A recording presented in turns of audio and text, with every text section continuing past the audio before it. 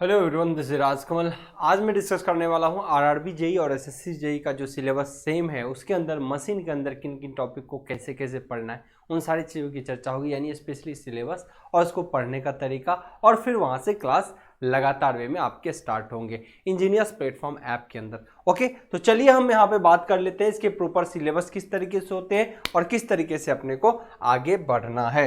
तो सबसे पहले आपके एसएससी जेई ने या फिर आरआरबी जेई ने, आपको पता है एसएससी जेई का ही सेम कॉपी पेस्ट है सिलेबस आरआरबी जेई का। अब यहाँ पे जो सिलेबस दिया गया है वो किस तरीके के सिलेबस दिए गए हैं उनकी चर्चा पहले मैं कर लेता हूँ। तो देखिए, एसएससी के द्वारा जो सिलेबस दिया गया है इलेक्ट्रिकल मशीन के अंदर, वो डीसी मशीन पहले दिया हुआ है। दूसरा बी नंबर में दिया हुआ है सिंगल फेज और 3 फेज ट्रांसफार्मर के बारे में। तो डीसी मशीन के अंदर जितने भी टॉपिक आते हैं उनकी चर्चा किया। दूसरा आपका सिंगल फेज और 3 फेज ट्रांसफार्मर के बारे में चर्चा किया। तीसरा सेक्शन जो है 3 फेज इंडक्शन मोटर के बारे में चर्चा किया, है ना। थर्ड 3 फेज इंडक्शन मोटर के बारे में। और नेक्स्ट अगर बात करोगे तो आपका fractional kilo motor, single phase induction motor, यानी आप कह सकते हो कि स्पेशल मशीन के बारे में भी चर्चा कर रहा है यहाँ पे। और फोर्थ, अगर मैं यहाँ पे थर्ड की अगर बात कर लो, फोर्थ की सॉरी, थर्ड सी तो हो गया है, यानी डी यहाँ पे बात कर लो। और ई की बात करो तो नेक्स्ट ई है सिंक्रोनस मशीन के बारे में, है ना। तो टोटल कितने चैप्टर में बांटे? कल जैसे पावर सिस्टम के बारे में मैंने बताया था, आज अगर मशीन को अगर क्लासीफाई आप करोगे तो क्या पाओगे मशीन को? मशीन के अंदर मेनली जो चैप्टर आपको देखने को मिलेगा, DC machine 1, induction sorry transformer 2, induction 3, special 4, synchronous 5।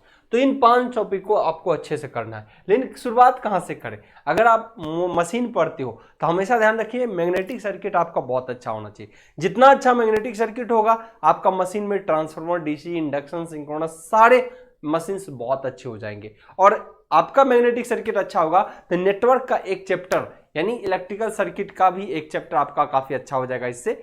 यानी आप वहां अच्छे से पढ़े हो तो भी काम चल जाएगा, यहां अच्छे पढ़ते हो तो भी काम चलेगा।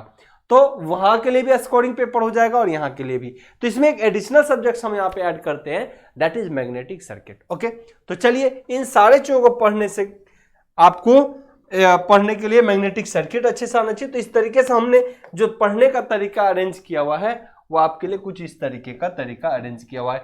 सबसे पहले आपको जानकारी होनी चाहिए ट्रांसफार्मर को अच्छे से पढ़ने के लिए। मैं सिलेबस बाय मी आप कह सकते हो, वो क्या है, आपको मैग्नेटिक सर्किट अच्छे से आना चाहिए, ठीक है ना। आपको अगर मैग्नेटिक सर्किट अच्छे से आ रहा है तो आपका काम ठीक हो जाएगा। उसके बाद आपको पढ़ना है ट्रांसफार्मर, ठीक है। फिर पढ़ना आपको डीसी मशीन, फिर पढ़ना है आपको इंडक्शन मशीन, फिर पढ़ना आपको सिंक्रोनस, और देन पढ़ना है स्पेशल।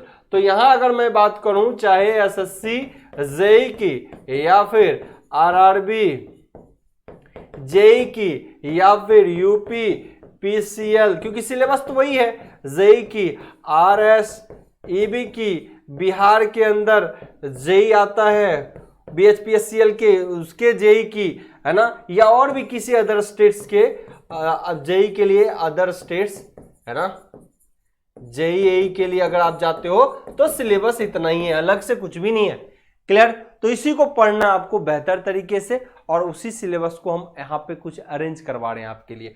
आइए किस तरीके से इसको फॉलो करिएगा। मैग्नेटिक सर्किट एकदम बेसिक से उठाइएगा, मैग्नेटिक सर्किट बेसिक से टॉप लेवल तक जाइएगा। क्या होता है इलेक्ट्रोमैग्नेटिक पोल्स, क्या होते हैं परमानेंट पोल्स, है ना। तो इन सब चीजों की चर्चा होगी, रिलक्टेंस, इन सब के बारे में आपको बेसिक में बहुत अच्छे से पढ़ना पड़ेगा। नो ट्रांसफार्मर, ट्रांसफार्मर में देखिए सिंगल फेज ट्रांसफार्मर आपको अच्छे से पढ़ना है, और 3 फेज में कम पूछता है, लेकिन 3 फेज की भी जानकारी आपको रखना है। तो ट्रांसफार्मर के लिए सबसे ज्यादा क्वेश्चन अगर पूछता है 10 में 8 तो इसी से पूछ लेगा और 2 इसमें पूछेगा। तो वेटेज जो है सबसे ज्यादा किसका होगा? सिंगल फेज ट्रांसफार्मर का, और 3 फेज ट्रांसफार्मर का वेटेज कम होता है, लेकिन अपने को पढ़ना है, जानकारी के लिए भी बहुत जरूरी है। ओके, नेक्स्ट आता है डीसी मशीन। अगर आप डीसी मशीन की बात करोगे तो डीसी मशीन के अंदर जो है आपको पढ़ना क्या होगा, आइए मैं यहां पे बात कर लेता हूं। डीसी मशीन के अंदर डीसी जनरेटर आपको पढ़ना है ना, और डीसी मोटर, इन दोनों को आपको बेहतर तरीके से पढ़ने हैं।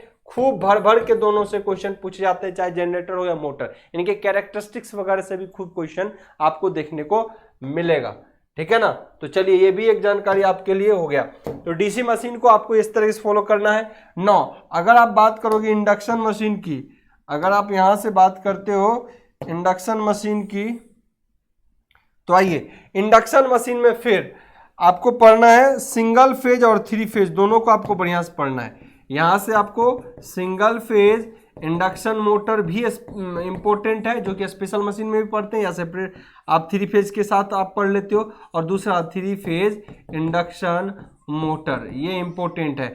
फिर आप 3 फेज मोटर के अंदर अगर जाओगे तो 3 फेज मोटर और 3 फेज मोटर ही इंपॉर्टेंट है। 3 फेज का जो जनरेटर है ना, ये इतना इंपॉर्टेंट नहीं है, जो कि हालांकि विंड टर्बाइन में यूज होते हैं, लेकिन इसके जनरेटर इतने इंपॉर्टेंट नहीं होते।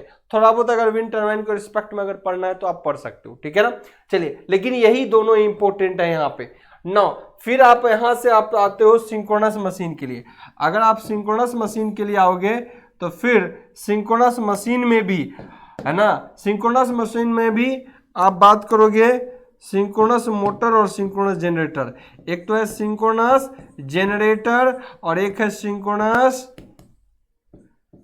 मोटर। 3 फेज का ही, सिंगल फेज का इसका यूज नहीं होता। सिंगल फेज में आगे रिलक्टेंस मोटर की चर्चा होगी, वो सिंगल फेज का सिंक्रोनस मशीन का एक एग्जांपल है, लेकिन उसकी चर्चा अलग तरीके से होगी स्पेशल मशीन में। अगर मैं यहां बात करूं तो सिंक्रोनस जनरेटर और सिंक्रोनस मोटर, ये दोनों इंपॉर्टेंट है। इसी को अल्टरनेटर कहा जाता है, बहुत इंपॉर्टेंट है। जितने भी पावर प्लांट है, चाहे हाइड्रो पावर प्लांट हो, न्यूक्लियर पावर प्लांट हो, थर्मल पावर प्लांट हो, हर जगह अल्टरनेटर ही इस्तेमाल होते हैं। सो 5th chapter is also important. Special machine में बहुत सारे हैं, जैसे यूनिवर्सल मोटर,